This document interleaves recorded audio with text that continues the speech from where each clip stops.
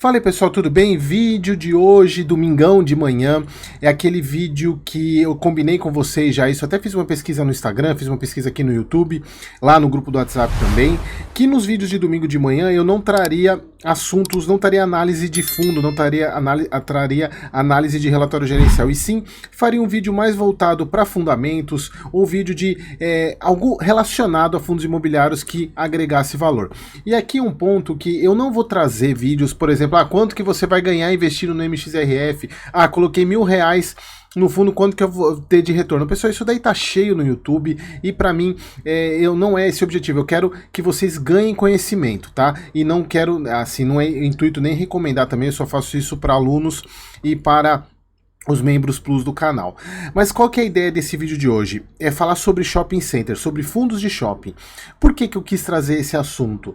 A gente tem visto, pelo menos nos últimos 6 meses, até mais, um crescimento muito grande e de retorno de fundo de shopping, tanto na valorização quanto no resultado, porque isso tem muito a ver com a taxa Selic. A queda da taxa Selic, ela propicia demais o crescimento do varejo. Por quê? O dinheiro fica mais barato, as pessoas podem financiar, fazer compras no crediário e as parcelas ficam mais baratas. Então, com a queda da taxa Selic cada vez caindo mais, os juros ficam mais baratos e o dinheiro fica mais barato. Desculpem. O dinheiro fica mais barato. Então, isso propicia muito o varejo e, consequentemente, os shoppings. Eu até fiz uma publicação no meu Instagram que eu mostrei, acho que peguei 5 fundos de shopping e peguei o retorno do último ano. Pessoal, tem fundo que chegou a quase 40% de retorno em um ano, é muita coisa. Então o objetivo desse vídeo, eu vou trazer para vocês alguns indicadores que a gente olha na análise de fundos de shopping, principalmente de fundos de shopping, e depois eu vou pegar esses indicadores e escolher 5 fundos imobiliários e vou falar a posição deles em termos de nesses indicadores, qual fundo se saiu melhor, e fiz um rankzinho no final. Desculpa pessoal, eu tô com um problema na garganta, uma alergia, mas vai passar. Então, eu fiz um ranking no final, mas assim, até deixar claro aqui, pessoal, que o objetivo não é recomendar compra para vocês, é mais para vocês entenderem como é que a gente olha esses indicadores e ver como é que a gente classifica os fundos de acordo com esses indicadores. Então vamos lá, eu fiz uma apresentaçãozinha aqui para vocês. O primeiro indicador que eu selecionei é o NOI, ou tem pessoas que falam NOI, ou NOI, que é o Net Operation Income, é uma sigla em inglês que significa receita operacional, é basicamente o resultado operacional líquido. Ele é um indicador muito importante, pessoal, porque ele basicamente mede a receita operacional do fundo.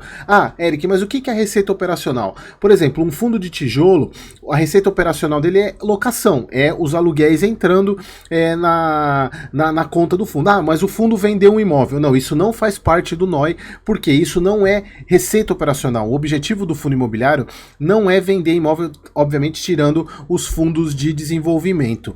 Então, por exemplo, o NOI, ele não considera serviço de dívida, ele não considera investimento, ele basicamente inclui receita de aluguel, despesas com condomínio ou despesas do próprio fundo e os impostos. Então, é basicamente a receita operacional do fundo. Aí vocês podem estar falando, Eric, por que esse indicador ele é tão importante para shopping e não para outros? Pessoal, assim, esse indicador NOI, ele é importante para todos os shopping, para todos os fundos imobiliários. Tanto é, se vocês pegarem o relatório do BTLG, ele coloca lá a linha do NOI. Mas por que ele é muito mais usado para shopping, pessoal? Porque é o seguinte, o shopping, a receita operacional do shopping, ela não vem apenas da locação. Porque se a gente pega um fundo de logística, por exemplo, qual que é a receita operacional de um fundo de logística? É basicamente o aluguel dos galpões, são os inquilinos alugando, e o aluguel dos galpões, uma laje corporativa. Qual que é a receita operacional? Qual que é o resultado que é recorrente nesses fundos? São os aluguéis. De vez em quando eles alugam, eles vendem imóveis, vendem um galpão, vendem um prédio, e isso não entra na receita. Então, a receita operacional de um fundo desse tipo é basicamente receita de locação. Agora, quando a gente fala de shopping, nós temos os aluguéis das lojas, que também tem uma variação, porque não é fixo que nem uma alocação de uma laje. O aluguel que o lojista paga para o shopping, consequentemente para o fundo, ele tem um valor mínimo negociado e esse valor ele oscila de acordo com a quantidade de vendas. Então o aluguel de uma loja de shopping é variável, ele não é fixo que nem, por exemplo, uma alocação de uma laje comercial. Ele é variável porque ele altera em função das vendas. Quer ver outro exemplo também? Estacionamento, ele faz parte da receita do shopping, mas não tem nada a ver com a locação da loja. Então você tem o estacionamento, você tem praça de alimentação, você tem, por exemplo, eu gosto muito de usar aqueles totens de ursinho, sabe? Que todo mundo gasta dinheiro e ninguém pega ursinho nenhum. Isso faz parte da receita operacional de um shopping center e não tem a ver com aluguel. Então por isso que o NOI ele acaba pegando toda essa receita. E aí a gente consegue ter por exemplo, eu tenho como é que eu comparo esse indicador se eu sei se num shopping ele está tendo um retorno maior do que o outro, uma receita operacional maior do que a outra, se eles têm áreas diferentes, se eles têm lojas diferentes. Eu pego e faço esse indicador por metro quadrado, porque aí eu sei falar, ó, o shopping tal, ele tem tanto de receita por metro quadrado, aí a gente consegue comparar, por exemplo, com outro shopping, independentemente das lojas que ele tem, porque você fala, o metro quadrado desse shopping gera tanto de receita operacional, a gente consegue comparar com outro. Então por isso que a gente faz esse indicador por metro quadrado. Outro indicador importante, vendas por metro quadrado, por quê? A gente consegue medir aqui o quanto que o shopping, as lojas estão vendendo. Porque exatamente pelo aquilo que eu falei anteriormente, porque muito da parte da receita de locação de uma loja, ela vem dos aluguéis. Porque você tem você tem das vendas. Então você aumentando venda, o fundo recebe mais porque uma parte do aluguel está atrelado à quantidade de vendas. E aqui é a mesma coisa. Como é que eu comparo um shopping com outro? Eu pego a quantidade, o que foi vendido e vejo por metro quadrado, é a mesma coisa, aí eu sei, um metro quadrado desse shopping tem tanto de venda, e assim, esse aqui, por exemplo, vende R$1.000 por metro quadrado, e esse aqui vende 1.100, então esse aqui tá tendo uma receita, tá tendo uma quantidade de vendas melhor do que o outro, então esse é um outro indicador importante. Taxa de ocupação, pessoal, nada mais é do que a vacância. É que alguns relatórios mostram como taxa de ocupação, mas é a vacância, é quantidade de lojas vazias. No caso, a gente mede por ocupação, por exemplo, se o fundo tem 95% de ocupação, significa que ele tem 5% de lojas vazias. Basicamente o indicador de vacância que vocês já estão acostumados. Tem dois indicadores, pessoal, que são muito importantes, que não tem todo o relatório. Então por isso que eu não vou usar esses dois para fazer comparação, que é o venda de mesmas lojas e aluguéis de mesmas lojas. Tem essa sigla em inglês aqui, é o SSS, Same Store Sales, e o Same Store Rent. Por que existe esse indicador? Porque você pega o seguinte, esse venda de mesmas lojas. Você tem loja num shopping que ela está lá há 10 anos. Então você medindo a venda dessa loja, você consegue extrapolar como é que está a venda dos shoppings, por exemplo. Então é um comparativo que a gente consegue fazer usando esse indicador. Porque a loja está há tanto tempo dentro do shopping que você consegue extrapolar alguns valores. Isso vale também tanto para venda quanto o preço do que ele paga de aluguel. Então você consegue extrapolar. Então esse indicador aqui é basicamente de shopping, tá, pessoal? Esses dois aqui, eles são tanto vendas, né, como vendas por metro quadrado, venda de mesmas lojas e venda e aluguel de mesmas lojas são basicamente para shopping. Outro indicador, inadimplência líquida, pessoal, é o seguinte, ela leva em consideração não somente que os valores que são referentes aos vencimentos, aos aluguéis que são pagos, mas também como os que têm aberto vencimentos anteriores. É basicamente a relação entre o total faturado no mês e o total recebido referente ao mês e aos meses anteriores. Então, você pega a inadimplência, não é somente aquilo que o não está pagando naquele mês, você tem que pegar conjunto do que tem aberto, do que tem meses anteriores, mas é basicamente a gente medir a eficiência e o quanto que aquele shopping pode estar com problema de caixa, né? Porque você deixou lojas deixaram de pagar o aluguel. Fluxo de veículos também é um indicador que a gente mede, que é a quantidade de veículos que circula pelo estacionamento. Então você consegue medir isso, tem vários relatórios gerenciais que medem o fluxo de veículos. E Por fim, pessoal, a alavancagem, que é a parte da dívida. É o quanto que o fundo tem de dívida em relação ao quanto que ele tem de ativo. Então a gente mede, por exemplo, o fundo tem 1 bilhão de ativo de patrimônio e ele tem 500 milhões de dívida. Então significa que a alavancagem dele é 50%. Ou seja, metade do patrimônio dele é dívida. Então esse é um indicador muito importante, obviamente, quanto maior é pior. E aqui, pessoal, um ponto que é o seguinte, eu não estou trazendo aqui, existem alguns outros indicadores também, como por exemplo, deixa eu até voltar para mim aqui, antes de voltar para a apresentação. Tem alguns indicadores, por exemplo, que na verdade são muito mais relacionados com a análise de risco, que inclusive eu ensino isso na mentoria, que é a gente avaliar se o fundo tem participação majoritária ou minoritária nas lojas, se a quantidade de administradora, se a administradora é própria ou não, tem a questão de ver a parte de pesquisa de rede social, como que é os feedbacks das pessoas em relação ao shopping, se tem evento. Então são outros indicadores que são muito mais relacionados à parte de precificação do fundo imobiliário, que não é o objetivo aqui. Eu só peguei esses indicadores para vocês terem uma noção de uma análise inicial de fundo de shopping. Então, pessoal, eu peguei 5 fundos de shopping para a gente fazer uma brincadeira aqui, fazer uma comparação.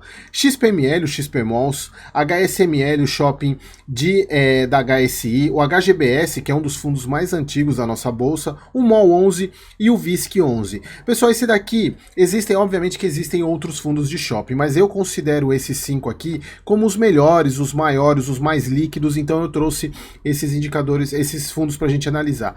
E a gente começa aqui, pessoal, com o NOI por metro quadrado.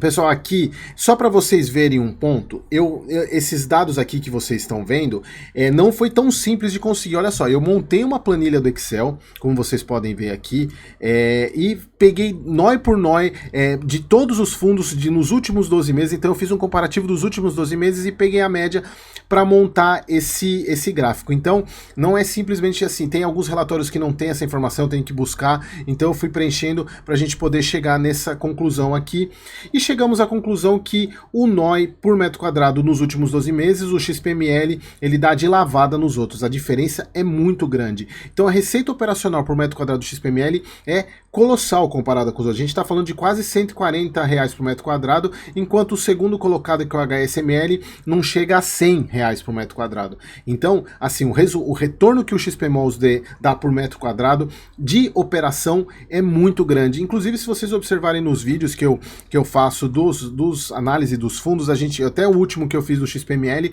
eu falo que o que ele paga de dividendo, na verdade ele provavelmente ele vai aumentar os dividendos, porque a receita operacional dele tá vindo mais do que o próprio dividendo que ele distribui. Vendas por metro quadrado.